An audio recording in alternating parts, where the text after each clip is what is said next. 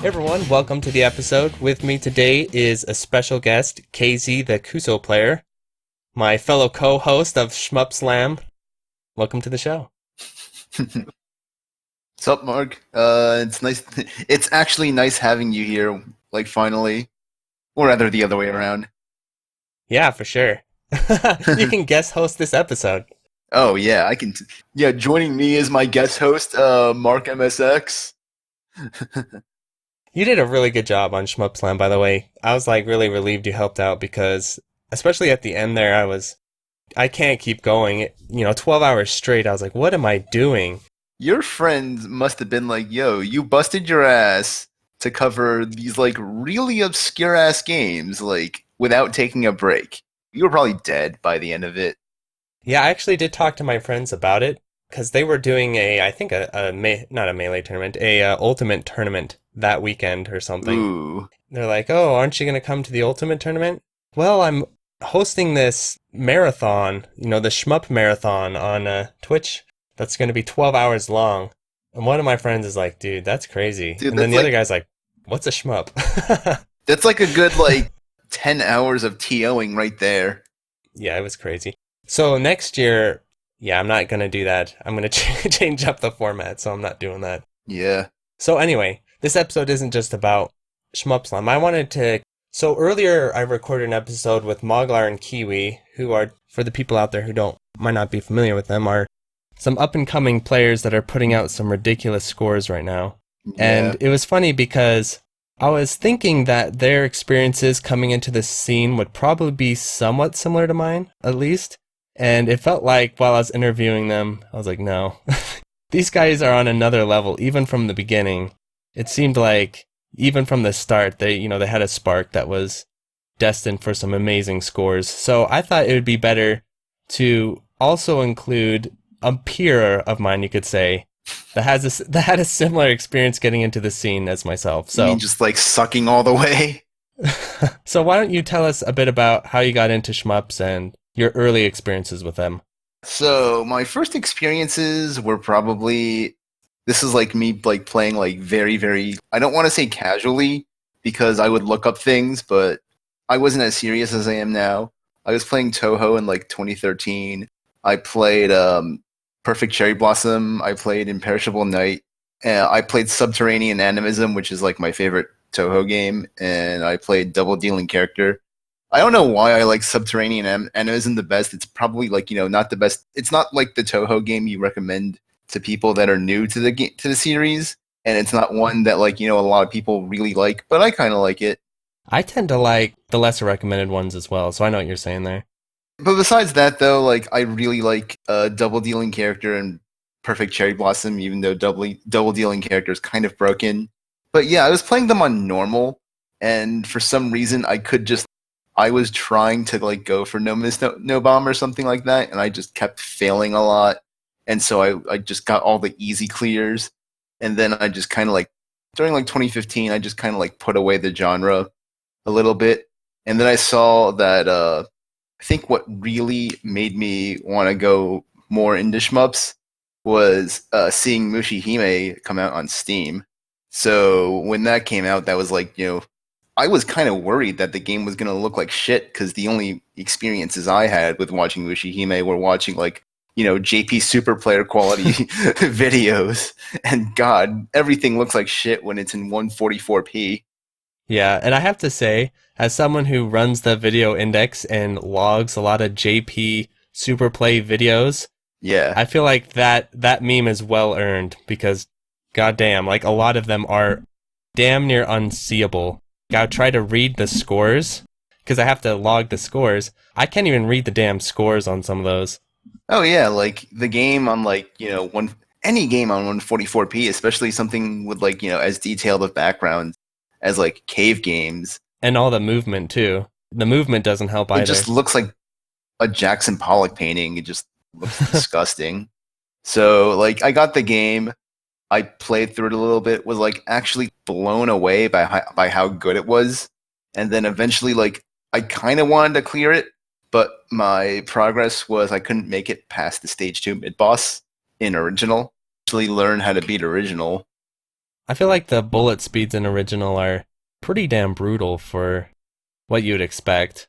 You know what I mean on original difficulty? I actually read through a lot of like the Shmuplations interviews, and they said that they wanted original mode to be more like a classic shmup, and they wanted I Maniac could to see be like that. their bullet hell game because obviously like if they only put original mode in, it wouldn't really sell well. So they had to put in like Maniac, and then Ultra was just Ultra. That is interesting. They kind of tried to bridge the player base there with the two different modes. Yeah, so I thought the difficulty would be on a sliding scale before I heard that Maniac was kind of similar in difficulty to original.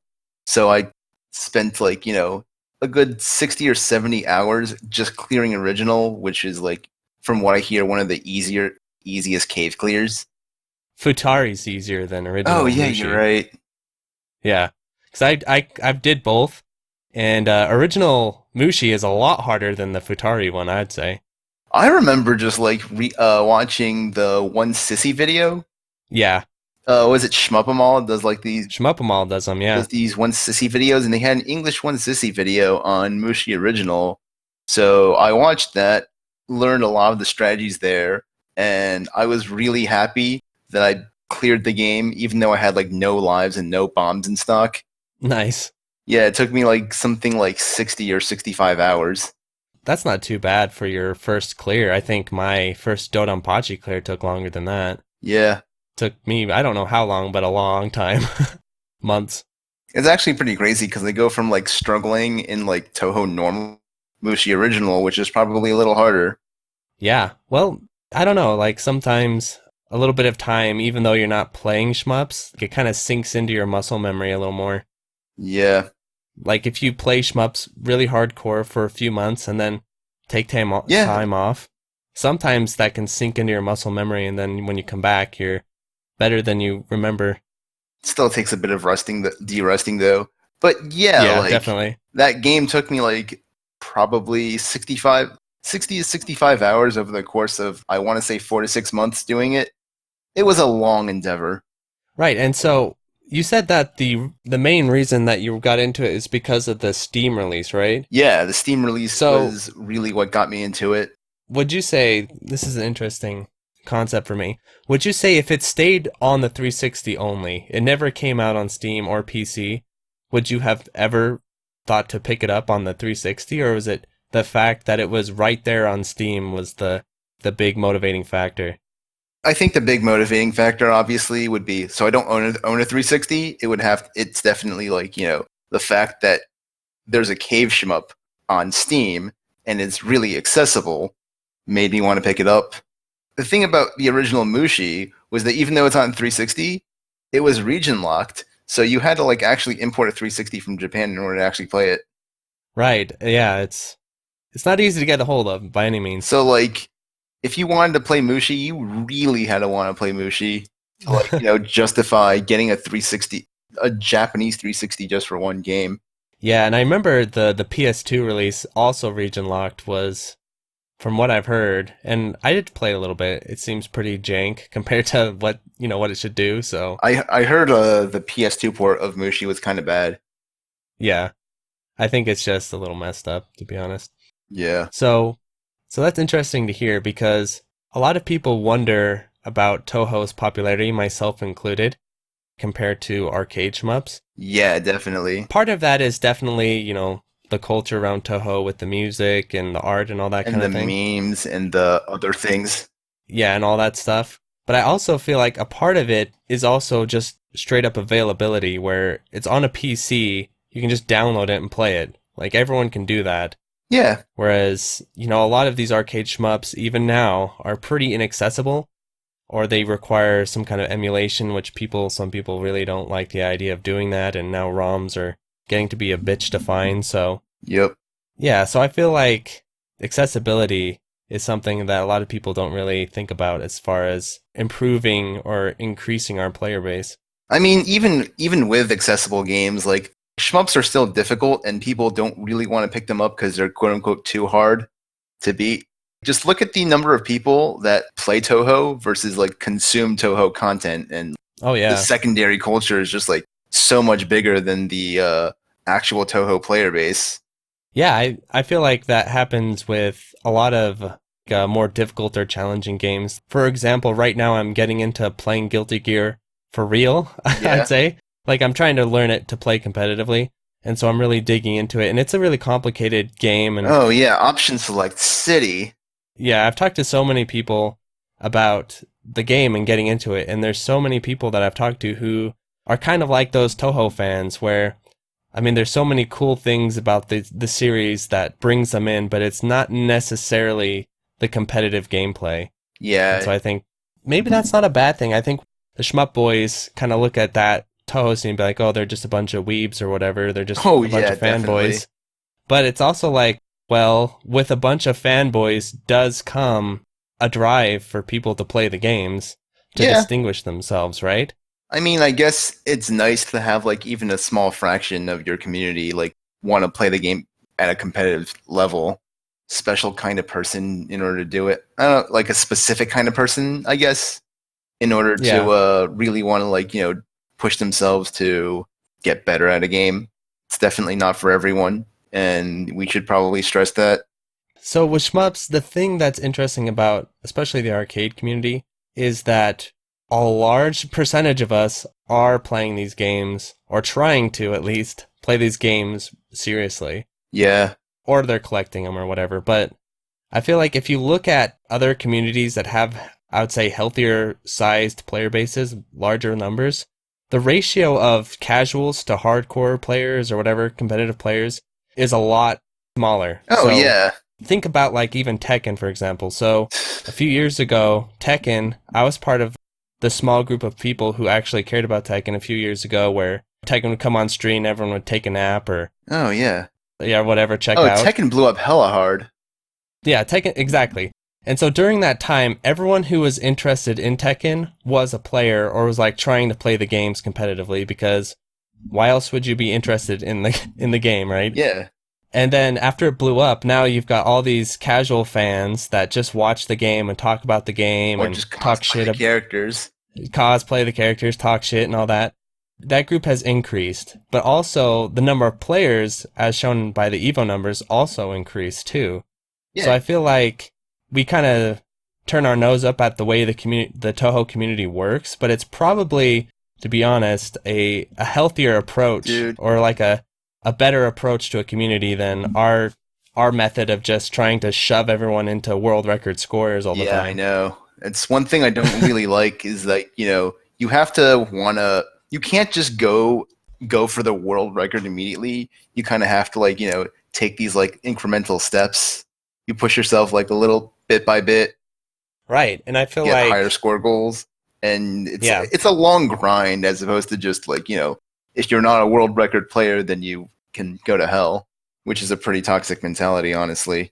yeah, well, I feel like there's like interesting kind of self-fulfilling prophecy where the only players who are around are the players who were the beasts that could actually do that, right? They are the extraordinary players because they're the ones who could actually live up to those standards.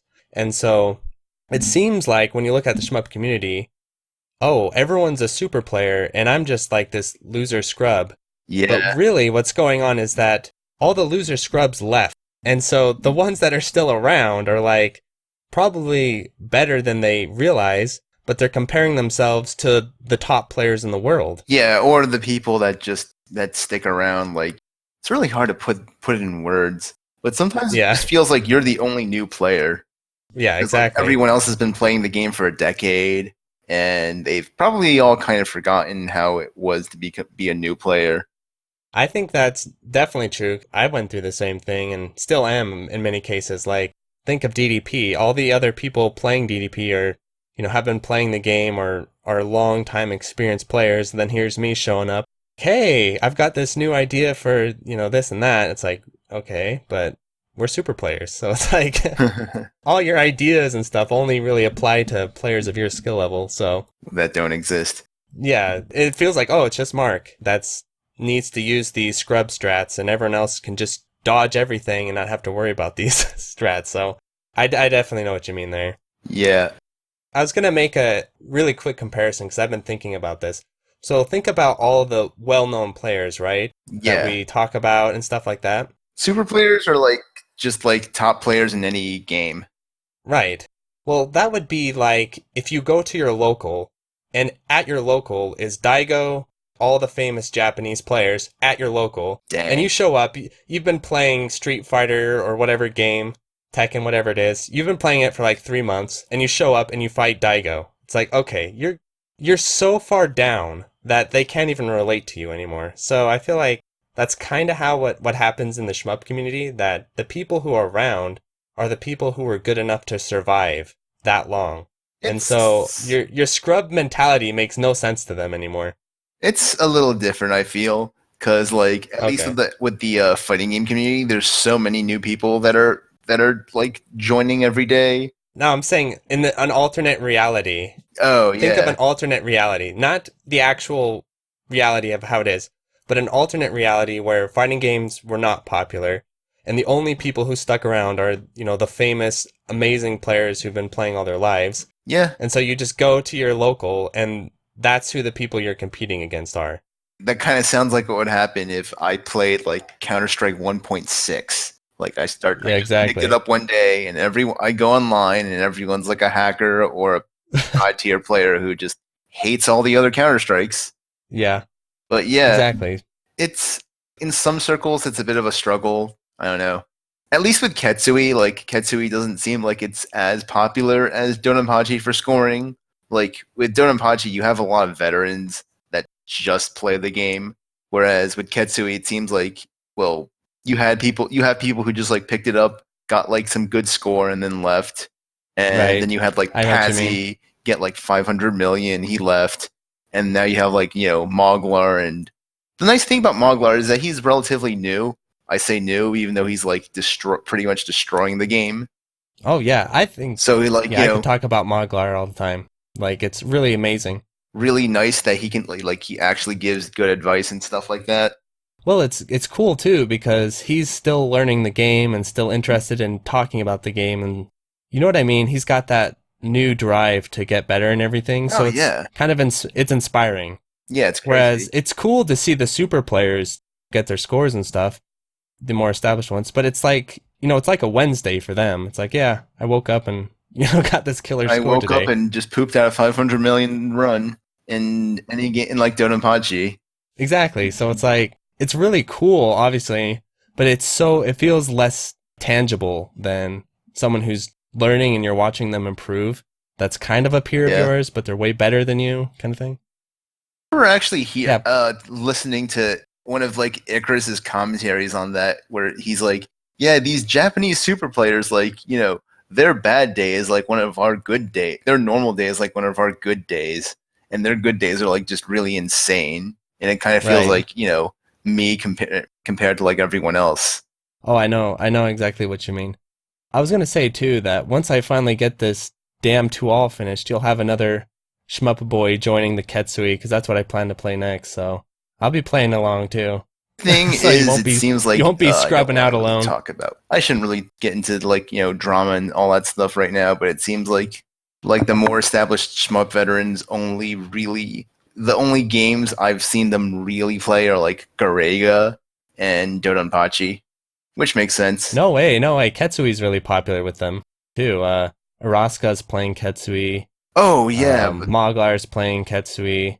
I feel like there's someone else playing it. I can't yeah, there's a remember. lot of like Ketsui players, but they're I mean in the Western scene, but like because Arasaka and like probably thinking of PKE like Peke, Yeah. they have some ridiculous scores, but they're all Japanese.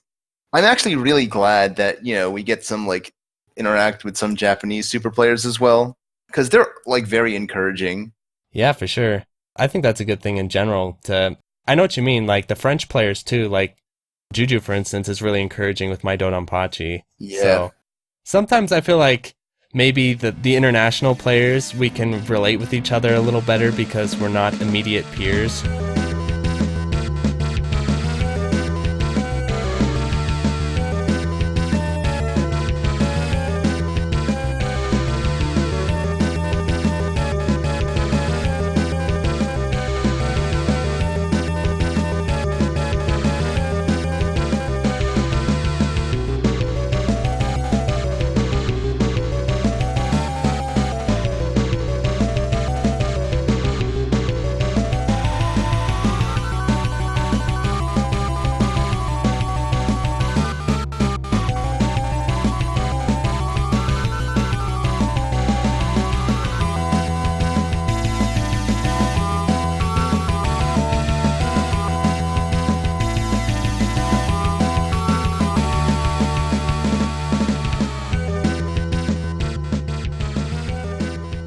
I want to talk about your experience from going from Mushi to Ketsui. What was the inspiration there? So, quick side note, I think that most people, when they look at a competitive game, like they don't look at a game and go, "Oh my god, this game is so competitive. I fucking love the scoring system."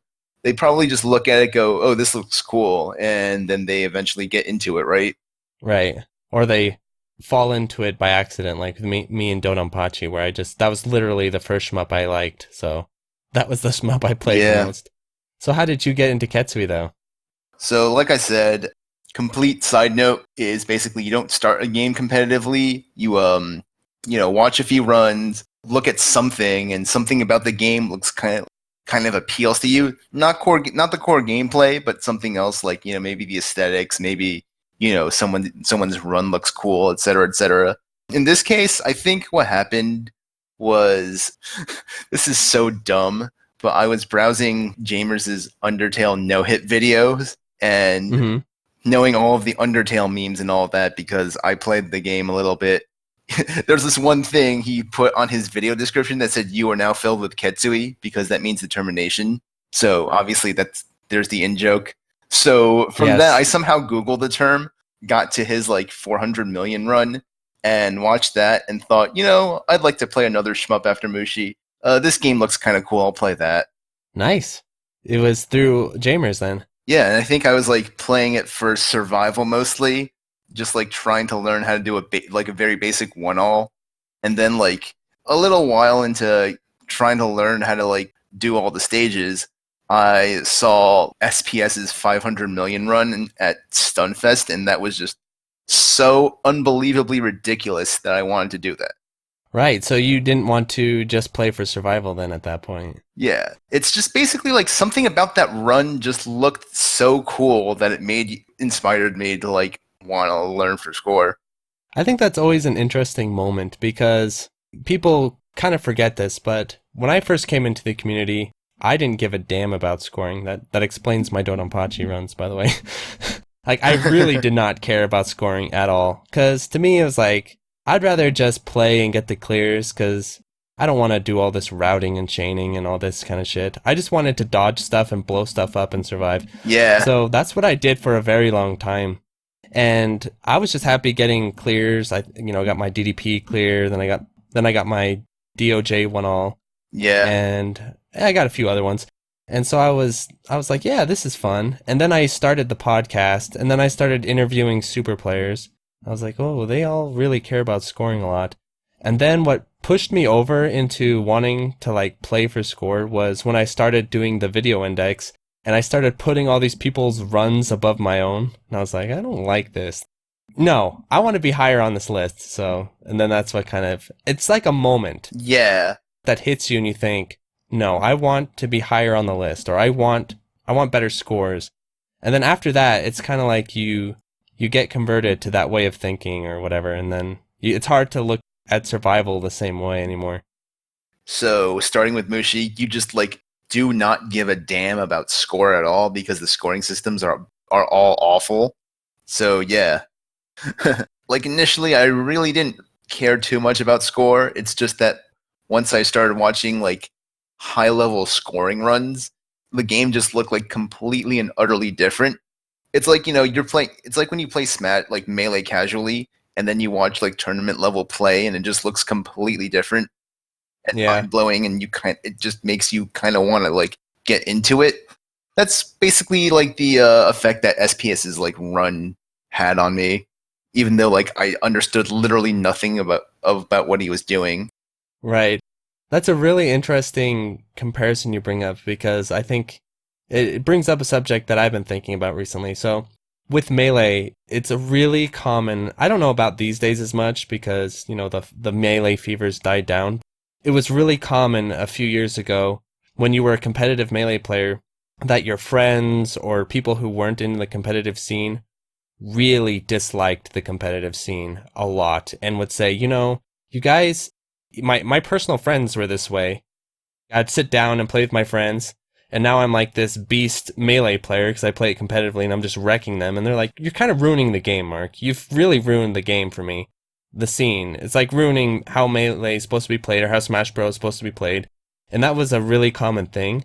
And I Yeah. kind of feel like there's that a little bit of that sometimes where some people obviously they recognize the merit of playing shmups for score, but there does seem to be a divide between some players and some parts of the community where they feel like shamed or being looked down on if they just play for survival. What do you think about that? I can kind of understand it, mostly because it's like people have a different reaction to you getting a ridiculously high score than you just getting a 1-all. Obviously, like a ridiculously high score is much more impressive, so players tend to gravitate more towards that. As in, like, if you got like a 300 million score in Dodonpachi, people would like be clapping. Meanwhile, if you get like a scrubby 2-all, people would just be like, "Oh, that's really good" and all that. And congrats. But like if you got a 3 million, like, people might like post your score on Twitter or something like that. That's a really good point because I've been thinking about this a lot because with Dodonpachi, getting the 2-all for the non-super players out there is really, really hard. Yeah, I think yeah, it is. yeah, it's like stupid hard just by the way the game's designed because people will look at it and say, oh, you have all these resources, it gives you all these bombs, it's not that big of a deal. Except you forget that Papa Hibachi at the end, you have to pay your resource tax. And so Yeah. all those bombs and all that shit means nothing when you go up against Hibachi because there's no auto bombing system. So if you make one mistake, all those bombs are gone anyway. It's a long grind. Yeah, and you're always playing this game of, okay, can I bomb? Can I not bomb? Do I need these bombs? Should I save the bomb? Do I risk dying? And you have to do this for about 40 minutes. And then you gotta fight Hibachi at the end. Oh my gosh, it's extremely hard. But anyway, that's a good point because I feel like after I get the 2-all, it'll be interesting to see people's reactions to it. If they'll think, wow, Mark's a legit player, he got a 2-all. Or if they'll think, he got a 2-all, but goddamn, that score is god awful because it is. It's a really low score. So it will be interesting to see what people value because I would argue that getting maybe not a 300 million, but getting like 150 million certainly, or even a 200 million score is easier than getting a 2-all in that game. By the way it works. Yeah, like, so a lot of these people that are just like 1-all collectors, well, not 1-all collectors, but I think the best way to phrase it is like, they're at the 1-all level. Well, there are people, I don't feel bad saying this because this is what I did for a while. Like, Yeah. I did that. I went around and 1-all collected because to me, I didn't see a whole lot of value in playing for score because I felt like I'm never going to be as good as these players anyway. Why subject myself to the torture of trying to get these high scores if I'm never going to live up to that standard anyway? Yeah. And it's kind of fun to get 1-alls. I'm not going to lie. It is pretty fun to just go around and collect 1-alls. So I have a bit more, I guess you could say, empathy than I think a lot of people do towards that way of thinking because I was that way for a long time where it was fun for me to do that. And I felt like it's a good stepping stone if you ever do kind of, Oh, yeah, definitely. yeah, if you ever do get bit by the bug where you're like, hey, I want to get scores now. Because after this DDP 2-all, I am never doing another cave 2-all without scoring ever again. Like, this is torture. Yeah, so when I play Ketsui, I'm gonna route it out properly and everything. Yeah, good luck. It's painful. So what do you think? Because this is a pretty contentious topic between players. I've heard many varied views on this. So what do you think about, well, your perfect example, do you feel like it's advisable for you to play for survival and then learn your score later? Or should you focus on scoring immediately at your stage, at your current experience level? I would say it depends on your goals because this is something I heard from SMC. He spent like literally a year not doing full runs and just grinding Futari Black Label Original to 4 billion. Basically just told me that if you're playing for score, it's going to be completely different routing wise than if you're playing for survival. So you might as well just kind of like slowly learn scoring first. So that's what I've been doing. Yeah, and McCormo's doing the same thing as well with DOJ White Label. Oh god, that's crazy. Yeah, I know. On the PS2, no less. So I'm like, wow, shout outs to him for doing that. Yeah. So for myself, I feel like, because here's what's interesting is that there's so many different ways you can go about this. For instance, Moglar learned score routing, but he did a lot of full runs. Are you doing full runs or are you doing stage practice? How are you approaching this year? So what I'm trying to do is I'm trying to give myself like increasingly larger goals for doing like, I do stage practice and then I do quote unquote full runs. By full runs I mean like, I get stage 3 with a certain score and I'm just happy. That's my current goal. And then do you reset after that or do you play it out? What I think I want to do right now is my current goal is to no miss no bomb the first 2 stages and get like the second extend before stage 3, which I think is doable. I think the biggest part for me, the biggest hurdle for me, are like nerves. Anyways, Yeah. like I think stage practice is really necessary because you want to like iron out all the little details of your routing, because there's like a lot of details to focus on in a scoring run that will make the difference between like, you getting a trick and getting like a good score versus you screwing up a certain section and losing a lot of points. So you want to iron that out before you like actually do full runs. And I think, once you start like doing a lot of safe state practice, really isolating like problem parts, you want to start piecing together increasingly longer sections until you can eventually like do a full run. I think the full run is only there obviously to like, you should be doing some full runs, because right now I think my biggest hurdle besides not being like skilled is just getting nervous, getting a really good PB and then choking it away because you're too nervous to do something. Oh yeah. I've definitely been there. It's interesting with my 2-all in Dodonpachi because now that I've basically spent hundreds and hundreds of hours in a 2-loop game playing both loops and trying to get that damn 2-all, I Yeah. feel like I look at 1-loop games completely differently now, where I used to get nerves in 1-loop games around stage 3 or 4, DOJ for instance. Yeah, about at the stage 3 boss is when I'd be like, okay, I haven't died yet. I'm getting a little nervous. This is, I'm doing good.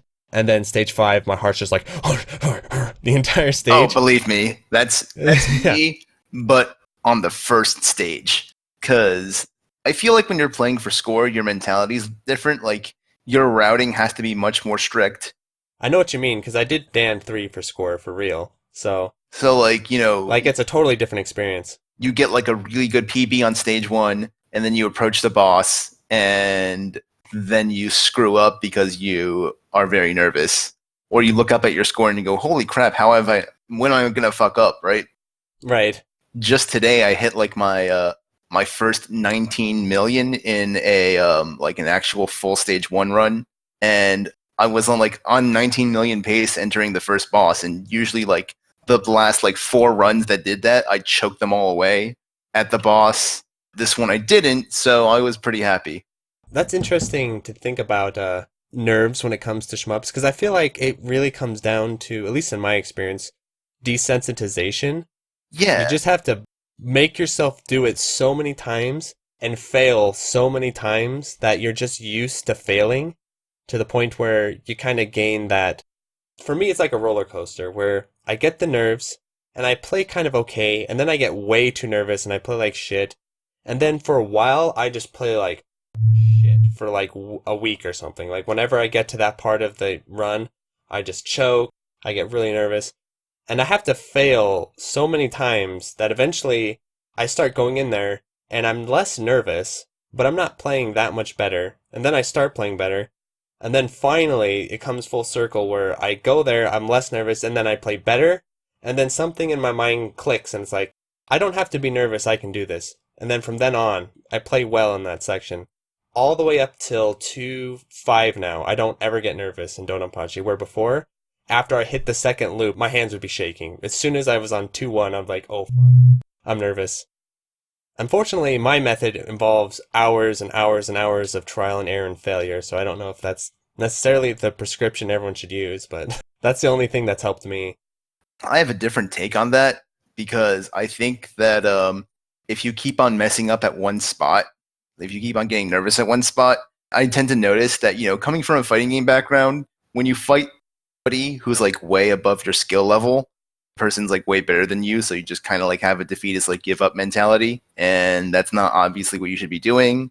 And I think oftentimes when I reach like a really good point in a run, and it usually happens around the same point, and that's when I usually reset my runs.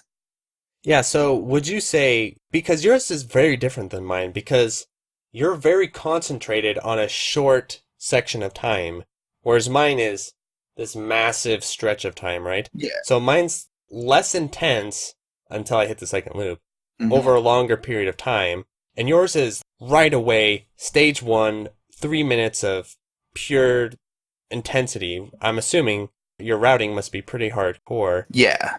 So what is that like? My brain would think that since it's such a short amount of time, failure doesn't feel as bad because it only takes you another 2 minutes to get back there. Or does it not feel that way?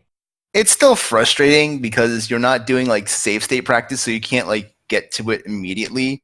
Get to like, the spot you messed up immediately. Sometimes you have to like, it's like a 2 minute waiting time, maybe. Right. And then oftentimes, like, while you're trying to get back to the point where you messed up, you might not get as good of a run up to that point. So sometimes it just feels like, you have to like throw away that run. I should probably adopt a better mentality for this. Reset syndrome? Reset. I have terrible reset syndrome. Yeah, I think that's a thing that people should talk about more because it's a major hurdle for sure. Yeah. So what do you think about, because I feel like when I play Ketsui, I'm probably going to have a little bit of a different approach where I will probably be less optimized than you, Mm-hmm. but I will be trying to learn further into the game faster.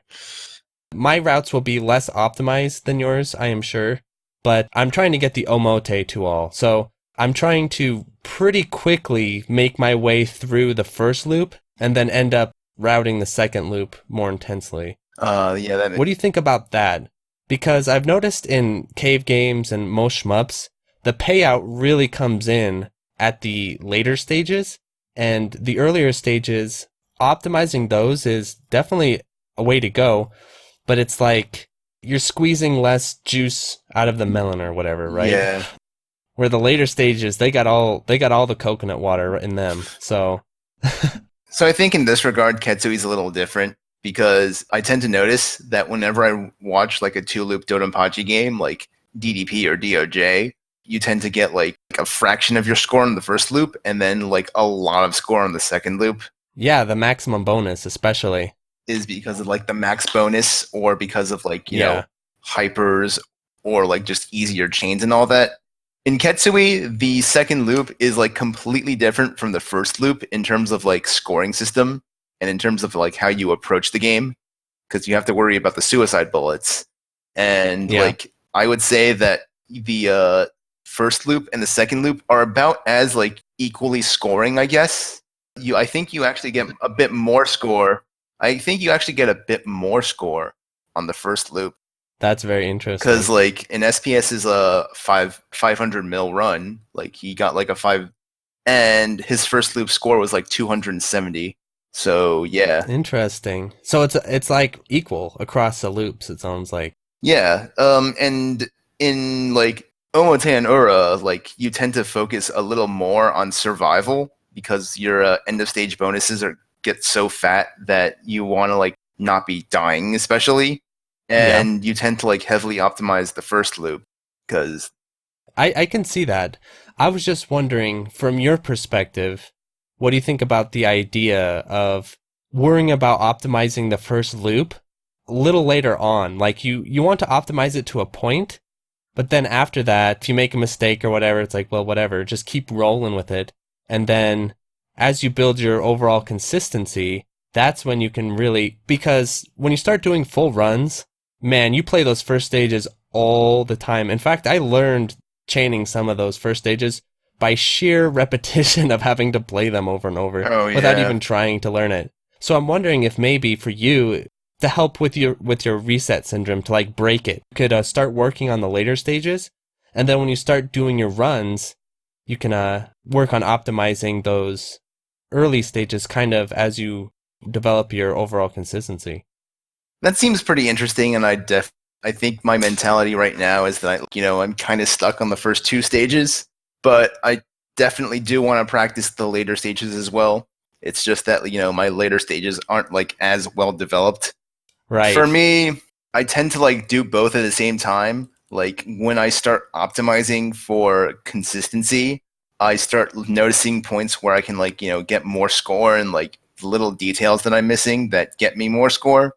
So I tend to notice that the longer I focus on, especially if you have like a decent fundamental understanding of the scoring system and you do watch like a lot of replays and streams like I do, that it kind of tends to happen that once you start like really optimizing for consistency, like the higher your score gets just naturally.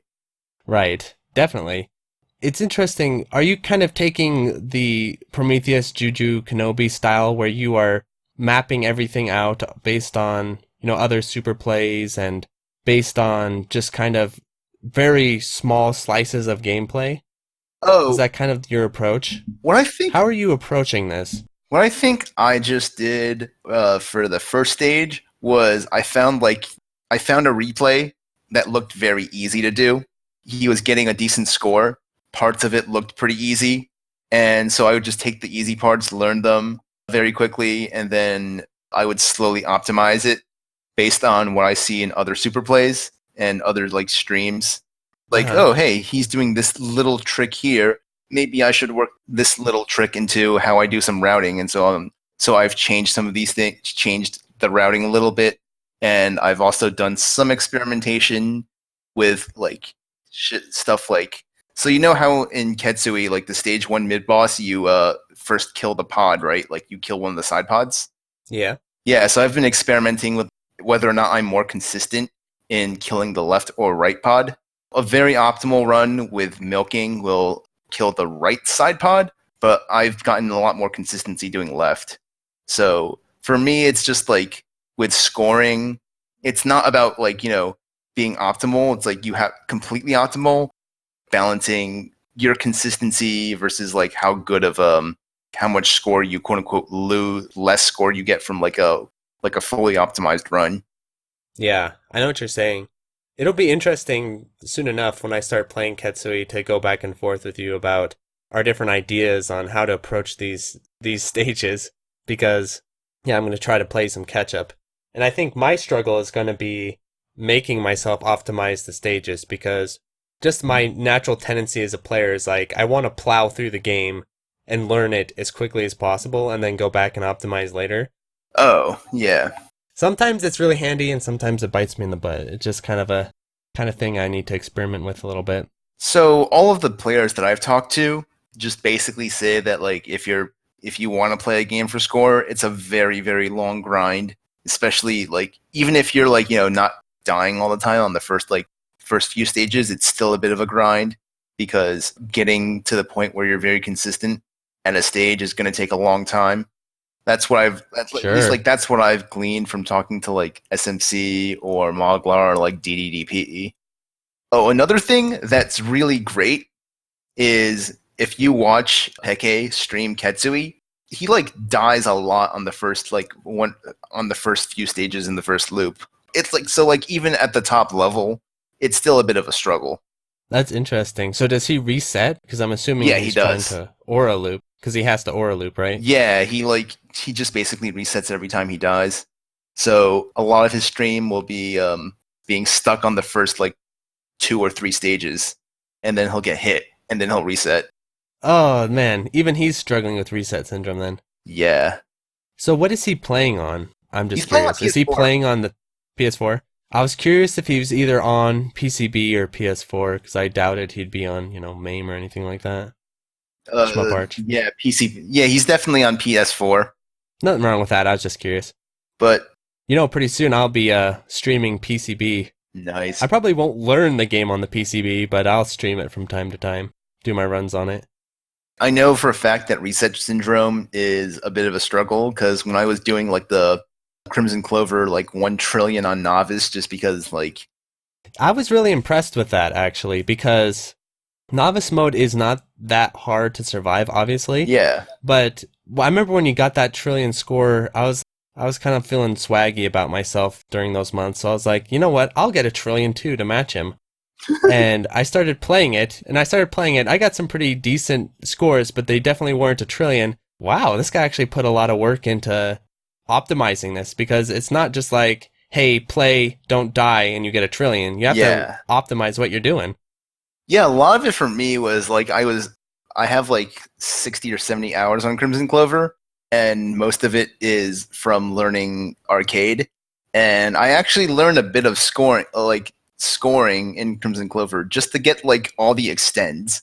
Because Right. in order to get extends in Crimson Clover, they're like star based. But if you're scoring really well, then you're gonna get That's a lot right. of like you're gonna get the breaks and double breaks that you need to rack up the stars. So like your star count is kind of like a proxy for how good you are at the game. Yeah, I think it's really well done, and kind of similar to how Ketsui works with the chips. Yeah, but like you don't get like 6 extends based on how many chips you have.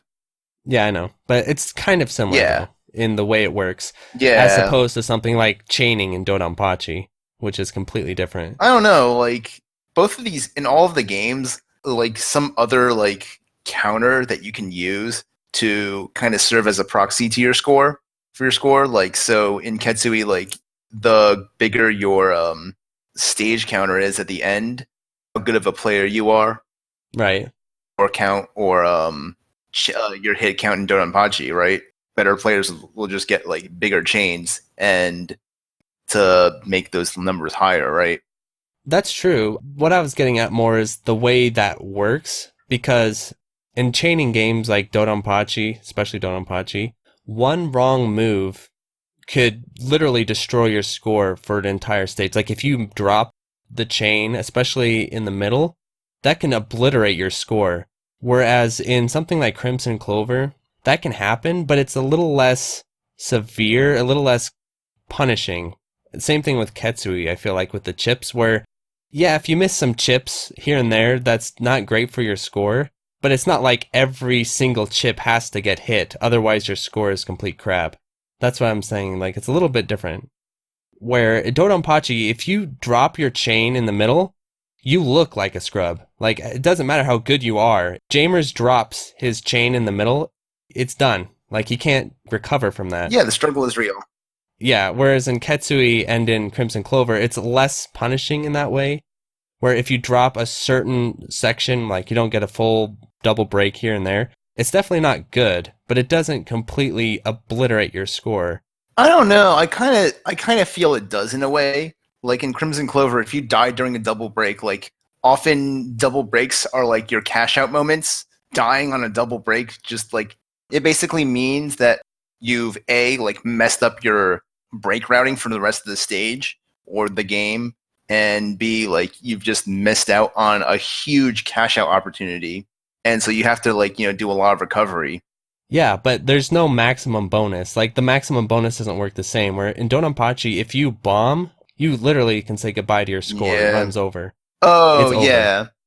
I feel like Ketsui and Crimson Clover, they're a little.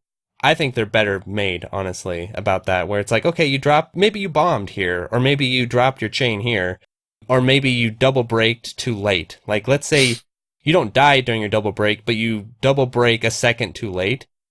It's like, okay, that's not good, but it's not like, okay, score is over. Whereas Oh, in yeah. Dodonpachi, if you drop your chain a second, it's over. So Yeah, that's kind of it's bullshit in just my crazy opinion. how I feel like it's Dodonpachi chaining is like the ultimate test of consistency in routing. Like, that's what it's all about. And so top players, Jamers and Banana.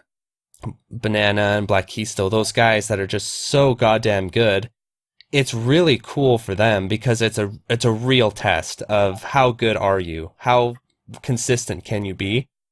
But for scrubs like me, it is absolutely brutal. It's completely like, oh my god, what am I? So, yeah. What I'm getting at is I'm looking forward to playing Ketsui as Yeah, soon as I getting finish up getting with my to 2-all. yeah, it makes getting to Ura look kind of easy because to get a good score in Yeah, DDP, it's like you have to no miss and no bomb, which you have to do in Ketsui. That's what people complain about, right? But you have to no miss and no bomb both loops until the very last stage boss. Like, what the stage hell? boss. And then there's And the then there's the 2-3 mid chaining. boss. Then there's the chaining, and don't forget the stupid 2-3 mid boss that's just like random as shit, and you have to just hope you don't get hit. I think for me, the gatekeeper, when I was like just messing around with some of Loop 2, was 2-4 was pretty tough, but I thought, like, with a bit Two of forest hard, with a bit yeah, of routing, I could probably do it. 2-5 is just the point where the game just kind of like mugs you for your quarters. yeah, it does. Even playing that stage for survival, you have to really carefully route yourself. Because I did a chaining in Dan 3, right? Yeah. It's way more precise than I full chained almost the whole game of Dan 3, and that was way less taxing than getting through those later DDP stages, just survival wise. So, Yeah, and I mean 1-5 was hard too. Oh, funny story. I did a D-Rust run of DDP, so like I haven't really played Dodonpachi since I got to 2-3 in December. So like 8 months or so, 7 months. I did a run, and I was like getting to like 1-4. There was this one run I got to 1-5, like bombed the entirety of that stage, except I somehow was able to no miss no bomb like the Hall of Hell, that's awesome. which is hilarious because that was the one segment of the game that I actually practiced, because I was like getting when I was doing my DDP 1 all. I heard it was easy, and then I saw that one of the loop conditions was you can get a certain chain count, which I thought was going to be too high because it's like, oh shit, I might actually have to try for score in order to loop. But then it turned out if like you no miss no bomb the bunker section in 1-5, you just naturally get like 380 hits plus. So I just basically Yeah, grinded that for 4 months and was able to do it. nice. Well, that's impressive. I can no miss and no bomb that, but whenever I do runs, I bomb the second bunker just for consistency's sake. Because, like, Yeah. yeah, it's way more consistent to do that for me.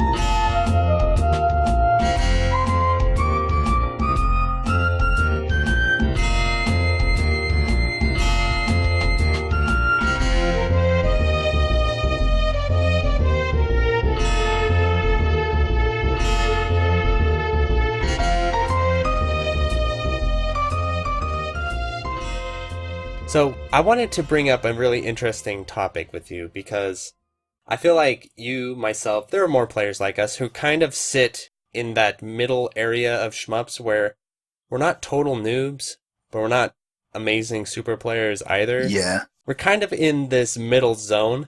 And one topic that comes up, especially with newer players, because it's natural to ask this question, is the topic of player talent, right? Yeah. Where we'll see certain players, Kiwi and Moglar, for instance, who appear from the outside perspective, okay? I'm just being honest, from outside perspective, appear just innately talented at the genre, where they show up in a very quick amount of time, they are putting up these incredible scores. I know, it's crazy. Yeah, and then you'll speak with, the more experienced players, the people who've been in the scene a long time, and a lot of them will say that there is no such thing as talent, that it all comes down to how you study the games, how you approach the games, and your routing and just grinding it out, right? Yeah. So I want to hear your thoughts on this, and then I'll throw my theory at you on player talent in shmups. So like back in 2014, 2015, I was trying to get into an anime fighter called Under Night.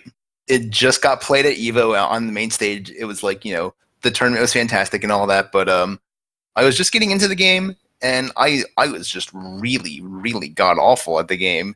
One of like the more established players in the scene just pretty much talked to me and said, "Nobody is good at this game. They just get there with a lot of hard work."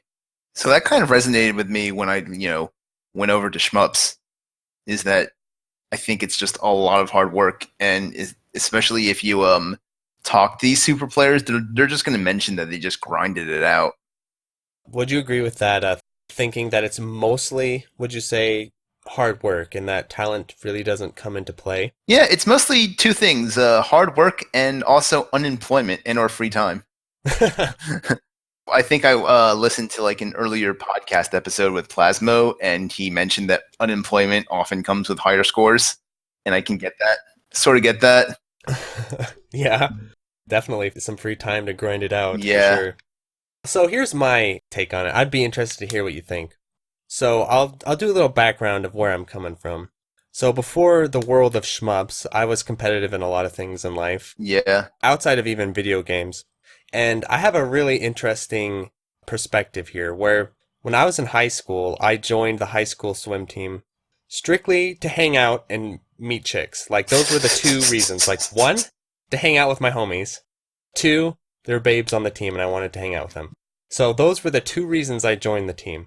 And so going into it, I did not really care that much about being the best and getting the lowest times and being the fastest.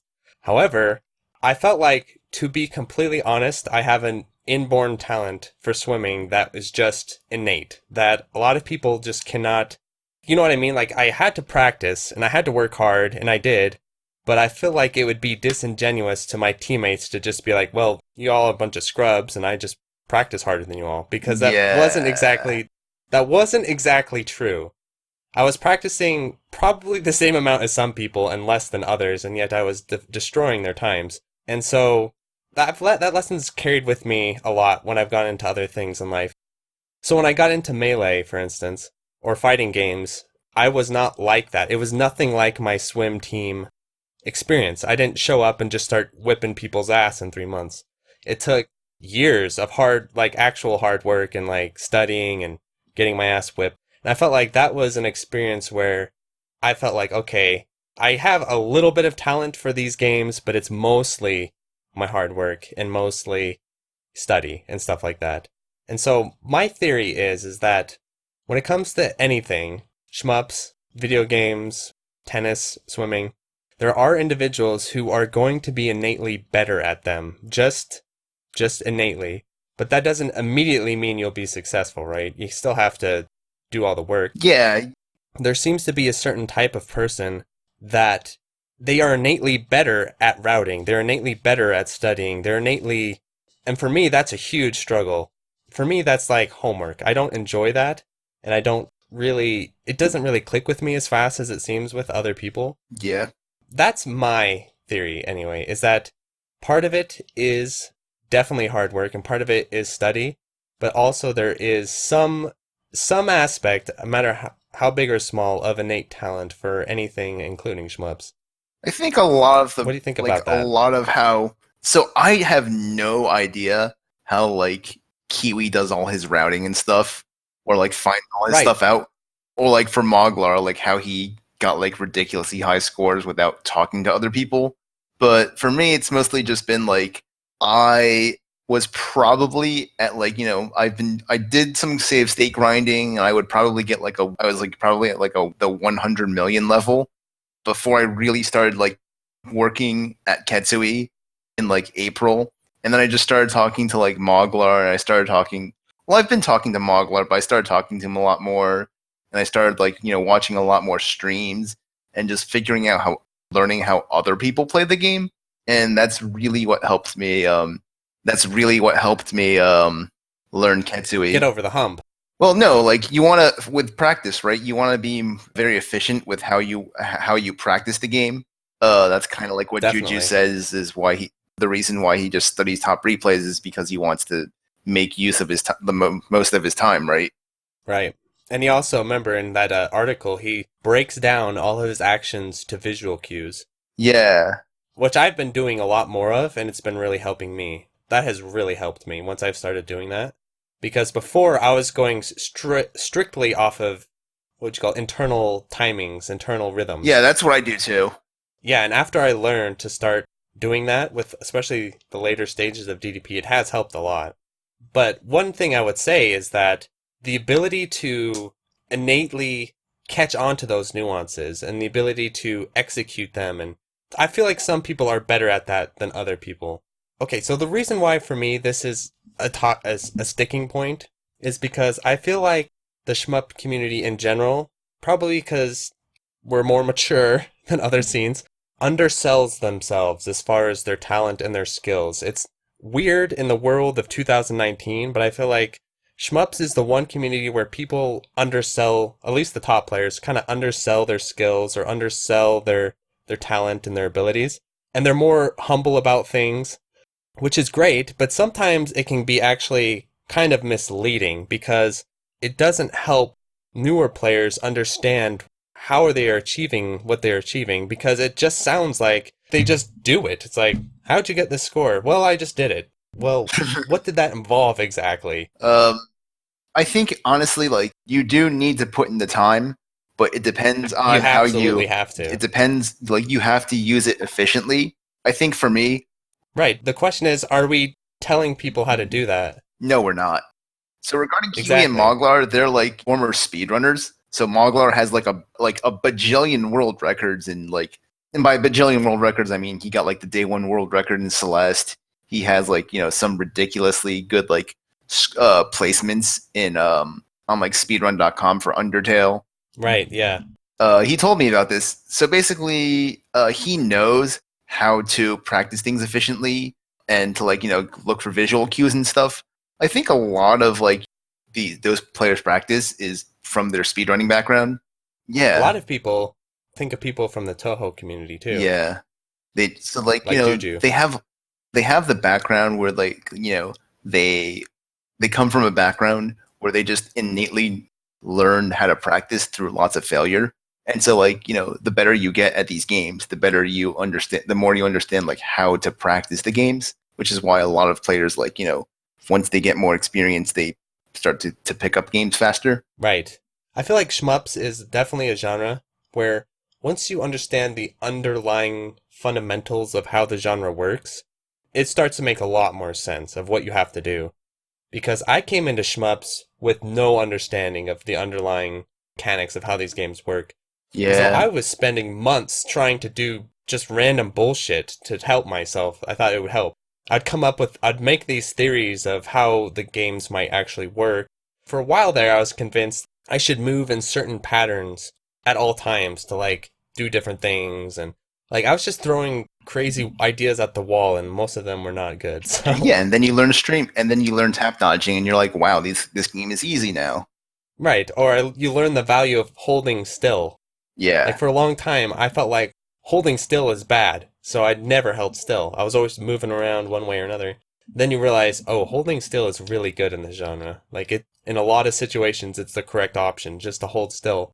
Yeah, I think what separates like, a really good shmup player versus someone who's just starting out is how they move because bad players tend to move a lot more. Whereas if you watch good Yeah, players, they like only move like exactly as much as they need to.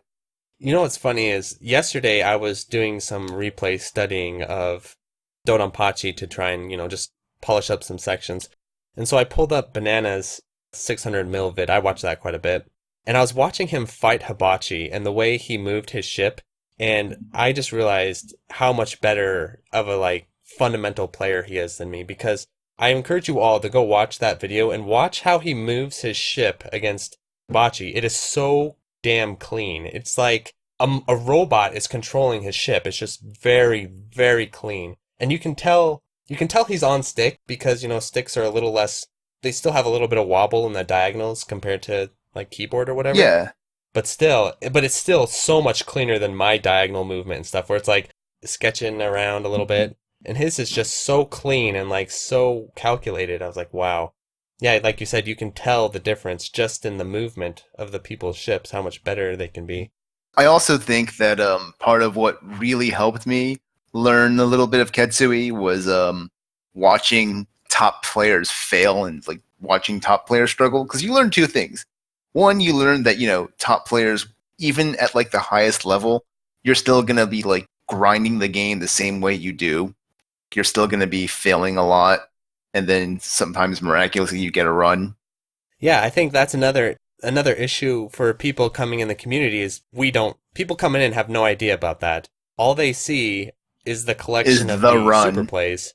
Yes, that's all people see. So again, they have no. That's one reason I don't have an audience, so it's pointless. But I'll do it. I do it anyway. I stream all my DDP practice, almost all of it, unless I'm not able to stream on that setup or whatever. But Yeah. I think I've completely alienated my audience because it's so monotonous and boring. But the point of me doing that is to, at the end, have a collective of look at all the bullshit I had to do and how much time I had to put into this just to get the 2-all. Look at this. This is ridiculous. Yeah. So I feel like if we start giving people a more realistic expectation of what these scores and what these runs involve, people will be less, I don't know, less hard on themselves, I Yeah. guess. It's also nice to just watch people fuck up and like Yeah. study other people's mistakes as well as yours. You know what I mean? Yeah. Like you just like when you watch like high scoring replays, you tend to not understand like how many different ways something can go wrong until you actually either try it yourself or watch some top player stream. Yeah, exactly. You don't know what to watch out for. You just assume it's like clockwork, right? Yeah. It's just wham bam, thank you ma'am, thanks for the chip. Whereas a lot of top players are doing is they're like trying to move in a way to like minimize 5 billion different risks. Yeah, there's a part in stage 2-5 where I will tap dodge with no bullets on the screen because every now and again some random tank will pop up and snipe me. Sometimes it does, sometimes it doesn't. And I learned through sheer trial and error and sheer like getting murked by that tank 5 times in a row in a run. Okay, this tank will randomly appear and shoot me sometimes. So on all my runs now, I tap dodge nothing. And sometimes the tank comes out and shoots and, I dodge it. Or sometimes I'm just sitting there tap dodging like an idiot and there's nothing going on. So Those are like the little things that you only learn yeah, exactly. watching like somebody just fuck up 5 million times.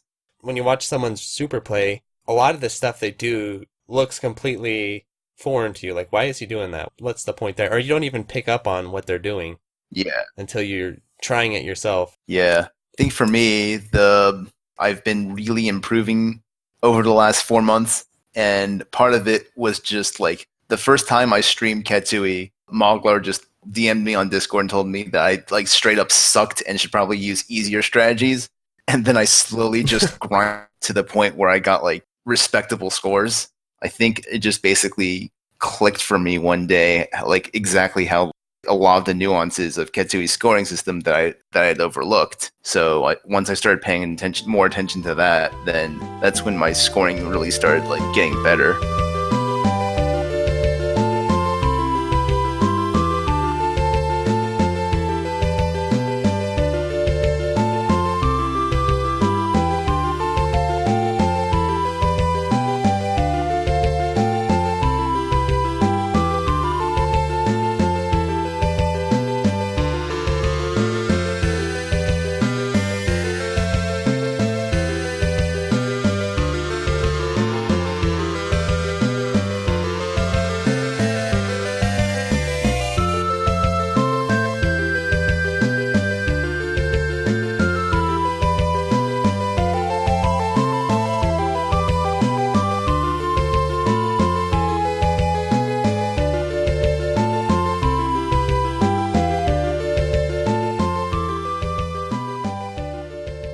What I want to know now is, okay, you're a really great guest to have on because I feel like a lot of people, myself included, we all can relate to that because we're not all just showing up and putting down insane scores.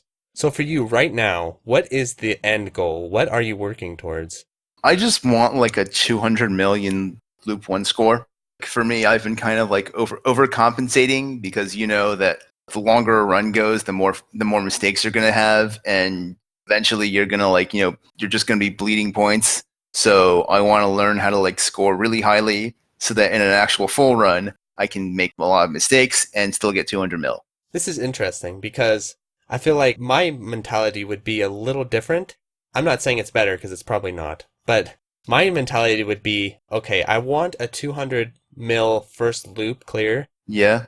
But in case I don't get it, I'll learn like the first 3 stages of the Omote loop so I could get a 200 mil 2-3 run or whatever. What do you think of that idea? Or do you want clean 1-all 200 mil? What do you mean like clean 1-all versus like bleeds over? You mean like get like 150 and then get like 50 million in loop 2? Yeah, exactly. I think the difference between 150 mil loop 1 and 200 mil loop 1 is pretty big. For like 200 mil, there's things like for 150 mil, there's things you can afford to do that you can't really do when you get to like, Right. what was I going to say? There's things you can get away with when you do like 150 Right. mil that you can't when you get to Like a 200. death or a bomb or something like that, I'm assuming. That or like a few scoring tricks. I just feel like it's not really about getting a higher number. Like it's not really about the number. It's about the quality of the clear, like the quality of the run. Okay. I'm exploring your mind here. I'm not saying one's better than the other. I'm just posing these questions to you.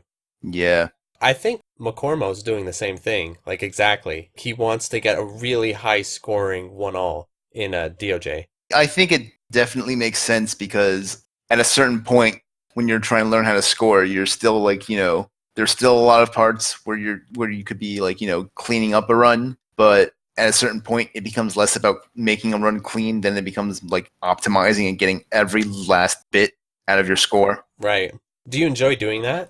I think it's fun, but at the same time I also think that sometimes it's torturous. Like sometimes if you get like I would say so. like sometimes if I just get too frustrated, then I'll like stop playing for a day, which kind of sucks because sometimes I'm streaming and I'm like, no, I don't want to like stop the stream because I just streamed for like 20 minutes, but I also like quite feel like playing the game anymore. So sometimes I'll like hang on there for the like 2 or 3 people that are watching. Maybe I should do something where I like switch over to like Donkey Kong or something like that and play that.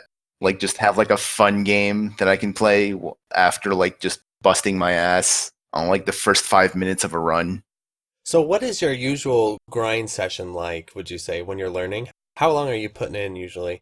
I don't know. I just tend to practice until I either get like my hands hurt or I feel frustrated or Oh yeah, you're a keyboard player, right? no, I'm a stick player, but Oh, your hands are hurting on stick? it's more like they don't really hurt per se, but sometimes like empty locking will just kill your hands. Oh yeah, that's right. I forgot about that.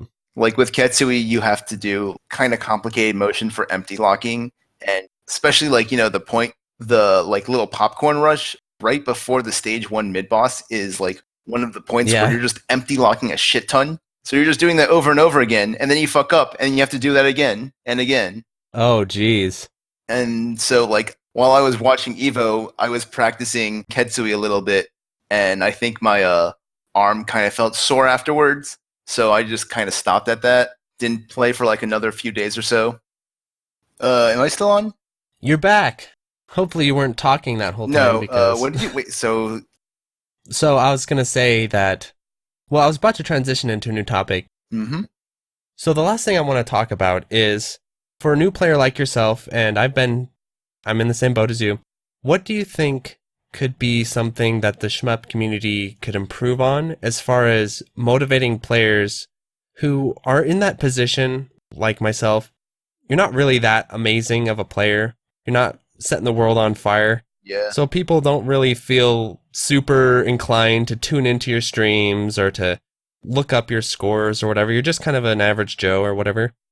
What do you think the shmup community can do for players like that to help motivate them or help give them support to push forward into the higher level of scores and higher level clears and all that good stuff? I feel like a lot of it just has to do with like better players, better slash more established players, like giving you attention and giving you advice.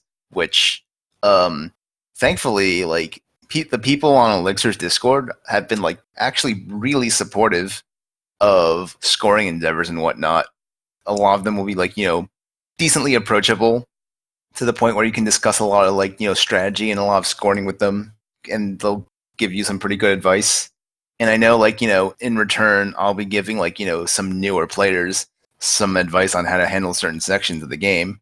And I just think that a lot of it, that plus like hopefully I can actually get some good players to like tune into my stream, getting people to watch you stream and like being able to like hang out with top players, people better than you, and actually them giving you good advice goes a long way into just you sticking around. That's very true. I have extremely direct experience with that. For instance, I mean, my podcast is like one of the main sources of my motivation, right? I sit down and talk to Jamers for an hour, then I walk away like, yeah, I want to play better after that or whatever. Yeah, so Yeah. there's that. And also, I have to shout out Plasmo too, because the only reason I'm doing this 2-all in the first place is because he encouraged me, was like, hey, if you actually get this 2-all, we'll make this bet. I'll pay you $100 if you do it by this time. Dude, that's awesome. Yeah, I actually didn't quite make it, but I mean, it was the motivation. So, Yeah, Plasma's a like homie. that lesson. Yeah, definitely. I think he's definitely one of the people who's really encouraging to new players, and I think that kind of thing actually goes a really long way. I guess you could say your fellow shmup players taking even somewhat of an interest in your shmupping activities. Yeah.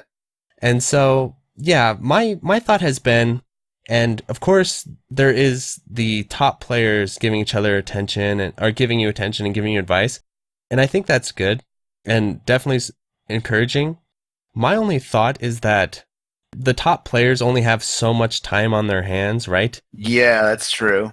So for you, for example, you're in a situation where you're like newish Ketsui player around.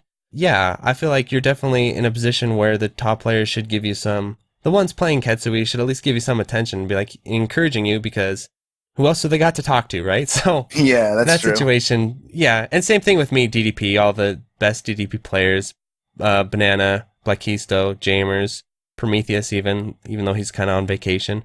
Like, they've all been really supportive and given me advice and stuff, so I've been really lucky in that regard. But I think one thing that would really help a lot is actually if the casual players or like the mid-level players, actually I feel like if we supported each other more, that would go a long way as well. For whatever reason, we tend to ignore each other a lot. Oh, yeah, you're right.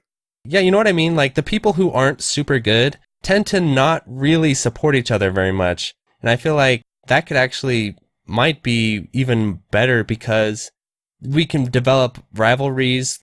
Because in fighting games, this is how it works. Like, if you want to learn and get better, of course, having Daigo in your neighborhood or a top player in your neighborhood is going to be really helpful. But the majority of players actually improve from playing their peers and like pushing forward with their peers. I feel like that doesn't really exist in shmups for whatever reason, I do not know. But mid-level players do not really interact with each other. They don't. I'm not saying it never happens, but I'm saying in general, considering how much of us there are, you would think, for instance, let's say you post a Ketsui score, and a bunch of people who have like a passing interest in Ketsui look at that, because I've had experience with this, okay? Yeah. Look at that, and okay, so it's much better than they themselves could ever do, right? But instead of looking at that and being like, yo, that's sick, dude, they look at that and they say, well, that's not Jamer's tier, dude. That's not top tier stuff. Why should I even pay attention to you? Yeah, you're right. And I have a 100% direct experience with this, where a guy was streaming Dodonpachi, right? And at this point, this was a while ago, but at that point, I'd still had hundreds of hours of Dodonpachi practice and study under my belt. Obviously, I'm not the best DD player around by any means, but I'm definitely better than the average Joe when it comes to that game, just because of how much I've played it. So this guy was playing Dodonpachi for one of the first times in his life. Like, he was still learning just the basics of the game, right? So I show up and I start giving him advice on like just the basic 101 stuff, like, oh, this is a good strategy against this boss, this and that. Did he accuse you of backseat driving? No. He didn't want to hear it because he felt like my strategies weren't legit enough. Nah, I'd rather, learn the strategies from the higher players. Like, I want to look at. That is the dumbest way to learn a shmup, actually. Yeah, it's like, yeah, you know what I mean? It's like, okay. Yeah, the thing is, like, if you're a complete noob and you're learning from like top players, you probably won't understand what they're doing. Right. You won't have like the executional skill to like actually be doing what they're doing because they've been at it for like 1,000 more hours. So I'd say for a newer player, if you're just working on like a 1-all clear, then watch 1-all clears, watch where they bomb, where the difficult sections are, and where you might, think about where you might want to like, plan to bomb and all that stuff. And it's a lot easier to do that than to just like worry about chaining and like spend 1,000 hours not going nowhere and then just quitting the game. Well, it's like a boss strategy where he wanted to do the top tier boss strategy, which the reason why the best players do that is literally to milk out those tiny little extra points from the hit counter. Yeah. They disassemble the entire boss, make the fight a lot harder because they're so good that extra little bit of points is worth it to them. Yeah. But to a dude who cannot even beat the boss, there is no point to completely disassemble it and milk it for points. Like, yeah, just like fucking point blank it. Just point blank it. Exactly. That's what I was telling him. I was like, dude, just point blank the shit out of it. And then when it does its final attack, bomb it. And it's like, okay, you just cleared the boss super easy with one bomb. Yeah. But he's like, no, I want to do the whole milking strat. It's like, okay. So that's the kind of thing I'm talking about, where like the casual players need to stop ignoring their peers, or need to stop dismissing their peers and have a little bit of this inferiority complex or whatever it is. Yeah, I'm not gonna lie, like, unless you're specific, like, was this for Callus Cup, by the way? No. This was long before that. Oh, okay. So it depends on your goals, obviously. If your goal was to, like, eventually, score ridiculously big. If your goal is to get the big puntos, then yeah, obviously you want to follow Jamers. If you just want basic one-all, like, just point blank the goddamn thing. I've gotten much higher of a score just by, like, learning how to survive better than, like, actually trying to score, especially in Dodonpachi. I was even telling him, you can just coast on the maximum bonus for a long time. Because Dodonpachi, if you want to full chain Dodonpachi, that's an undertaking. That's not something you do in a weekend. No. So, right, you know what I'm saying? Is that people are very skewed towards all they see are the super plays, and so the only people they value are the super players, and they either have these weird relationships towards their players of their same skill level, where I'm not gonna lie, I feel like some people have like these complexes, right? Where they feel like, I don't like talking to you because then I'd have to admit I'm not a super player myself, or I'm not like super legit. I don't know if you've had that same experience, but... So I feel like Elixir's Discord is super casual. Like, everyone there, obviously they play shmups, they like shmups, but they're like, you don't get the feeling that they're like trying to like, that most of them are trying to get like world record scores. They're just playing the games. So in that sense, I found it like, super welcoming to anyone, I feel. It's really nice. If you get like an insane score, or even like if you like, make progress towards your goal of like getting a 1-all or a 2-all or anything like that, they'll just like support you. Exactly. I feel like what goes on is that a lot of, now I'm not calling out specific players because it's more of like an overall attitude of some scenes and stuff. It's not like necessarily one person, but I feel like a lot of what happens is that there's kind of like this stern dad type mentality where nothing impresses anyone, no one cares. And, you're just going to have to try harder, son. If you want our approval, you're just going to have to try harder. Damn. And if we pander to the scrubs or whatever, then they'll never get better. They'll just do their 1-alls forever if we pander to them. I feel like that's not exactly how it works. I feel like the more attention someone gets, the more positive feedback they get, it boosts their motivation. They're like, oh shit, okay, people are watching me now. Maybe a 1-all isn't my end goal now that people are paying attention to me. Maybe I want to try and push further, because that's how it was for me. Yeah. Like, when people started paying attention to my gameplay, I was like, oh shit, I can't just do 1-all clears anymore. Like, people are watching me and they want to see me succeed. I better buckle down and get better. Yeah, so that's funny because I still am struggling with people like actually paying attention to my runs and my results, however like terrible they are. Oh, me too. It's strictly shmup homies from the podcast, basically. The general public does not give a damn what I do. No, but I'm not talking like, about just the people I interact with. I'm not talking about the general public just because who cares about them? Yeah, I know what you mean though. It's like just I don't know. Just like getting people within your community, getting people like within the shmup community on Twitter to like pay it, or like on Twitch to just pay attention to your runs is just a struggle for a newer player. It is. I think the problem again is like, so we would expect, you'd want like the top tier players to pay attention to you, right? Yeah. But at the same time, it's like, there's only so many top tier players to go around.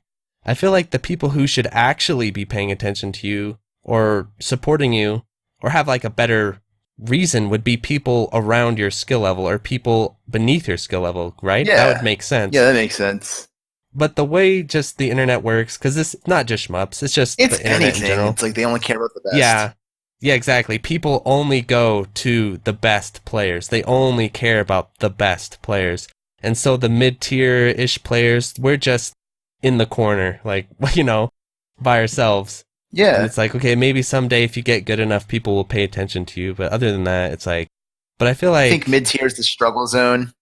it is the struggle zone. And I feel like you're not new enough where you're going to get like showered with attention for being new, and you're not good enough to get like attention from a lot of other people because you're not, good. That's the podcast right now, dude. The podcast is in the mid-tier zone. Like, when I first started the podcast, like, everyone was all like, oh shit, new shiny podcast, this is sick. But now I've been around for like a year or so, and people are like, oh, it's Mark's show or whatever, but it's not like new and shiny anymore. But I'm not like S-tier content where people are just dying to hear my shit either, where I'm like really popular. So yeah. I'm in the middle everywhere as a player and as a content creator. That's the struggle of mid-tier. Yeah, I'm just kind of like, hey, it's Mark. Like, if people want to pay attention, they might, but I'm not killing it or anything like that. Yeah. So, again, I think what I want to start doing, and I've been trying to do this better, is I've been trying to pay more attention to my fellow mid-tier players. Like, we can at least band together, right? I mean, if we can't get the casuals to pay attention, at least the mid-tier players should interact with each other and try and support each other. How many other mid-tier players even are there? It's hard to be a mid-tier player because no one, you know what I mean? There's like no reason to exist. Yeah. Because, I mean, there are a lot, but they just are like inactive or just kind of in and out. You know what I mean? Yeah. Like, there are a lot of players. I would say the majority of players are around our skill level, to be honest. Yeah, I agree too. But they just have other shit to do, or they're not around. And so it's, you can see how that happens, though, right? If no one pays attention to what you're doing, why would you keep doing it? Or yeah, that's true. If you're not making these impressive leaps forward in your skills, and you just kind of feel like you're kind of just at your peak or whatever, then the people at the top, they're the outliers. They're the cream of the crop. So just to like give you an anecdote, I think so Mecha, right? Aim for the top score on Discord. He's been playing Ketsui. He's been grinding Ketsui for like an hour or two all. And I think a month or two ago, he actually made Loop. And yeah, I remember. And then he posted it everywhere. And first of all, the only reason people on Elixir's Discord knew about it was because I posted it. And even then, only like a handful of people just said congrats. When it's fucking when in fact it's You're like surely included in that group. Yeah. It's like, you fucking looped Ketsui. Like, that is hard. More people should congratulate you for looping Ketsui than they do, than just like 4 people. Right. Or like my Dan 3 scores. Like, no one gives a shit about those. Those could, you know what? No one cares about those scores, even though I grinded the fuck out of them. It's like, they're like the high scores on the forum, but it's like, whatever.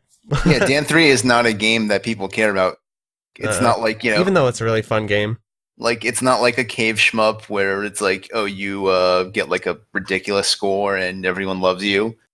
It's not like...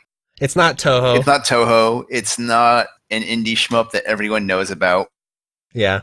Nope, it's just like, it just exists. It's actually surprisingly... Like indie shmup people know about. I mean, like, it's not Blue Revolver, it's not Zero Ranger, it's not like those things. Crimson Clover. Don't forget that one. Yeah, it's funny because Dan 3 has quite a bit of attention, like, outside the world of shmups. It's like it's received a good amount of coverage. But within the world of shmups, it's surprisingly unpopular. The other day I looked on the Steam, those Steam charts of how often a game has been played over the past 5 months or whatever. Yeah. Guess who was the only person playing the game for like 3 months on Steam? You. Me. It was literally me. I was looking at the Steam charts and it was like, Mark, you're the only person playing this game on Steam. It's like, wow. In the entire damn world. Yeah. So, like, it's pretty crazy. It's actually pretty sad that nobody gives a crap about Dan 3, I guess. I don't know why. I think it's a fun game, but yeah. Yeah, because it's it's not Blue Revolver, it's not Zero Ranger, it's not Devil Engine, it's not like, anything that's like wildly... Well, the thing, though, is that they interact with the community, right? Yeah. Those devs hustle and interact with the community. I cannot for the life of me get in contact with the Dan3 guy. Like, I have tried many a time, either for the podcast or for scores or for questions about the scoring system. It's like, nah, he's doing his own thing. So that's also part of it too. Is like, the Zero Ranger guys and the Blue Revolver dev, they're in the community, like chilling with us, like, yo, so we can reach them and talk to them about the games. So Yep. I think that goes a long way for the shmup devs out there. Yeah. Well, awesome, man. It's been fun having you on the show. Anything else you want to talk about? Not really. Okay. Thanks for tuning in, everyone. Have a good one.